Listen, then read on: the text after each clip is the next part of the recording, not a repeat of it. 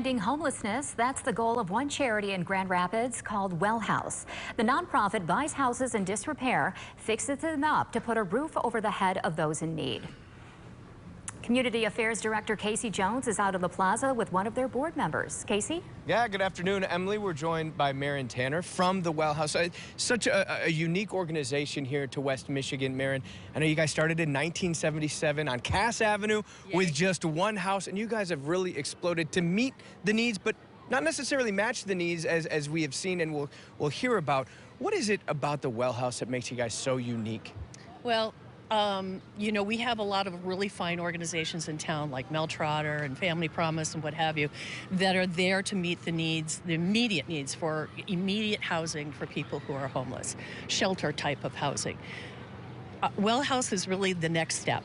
We build and supply and run houses that are meant for people who have experienced chronic homelessness but are ready to and need to move into a permanent place so that they can begin to set new directions for themselves and get a fresh start.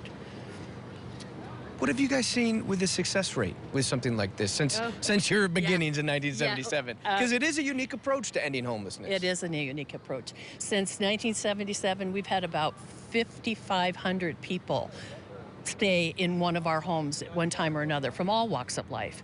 And 85% of those people who have been with Well House have not returned to homelessness. So we think it's a good success rate.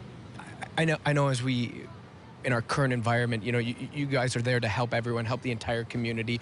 And when people think of homelessness, they think about the individual, right? They think about housing one person, but what you guys are seeing right now is rather unique. It is. It's a nationwide trend.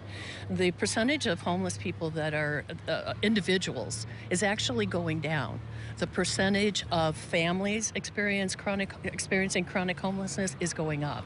And so at Well House, we're actually seeing a lot more families being added to our waiting lists who need shelter for, you know, husband, wife, kids, single parents, and what have you. And I know, as we were talking, Marin was saying in the next 2 years or so, there will be about 1,000 more individuals in this community that'll need immediate permanent housing because they'll be facing homelessness, whether they're individuals or families. And I love that you guys have some exciting news to share as you look at that, you know, alarming trend. You will, as you have done since 1977, grow to meet those needs. We are. We are going to be announcing shortly a capital campaign to raise money.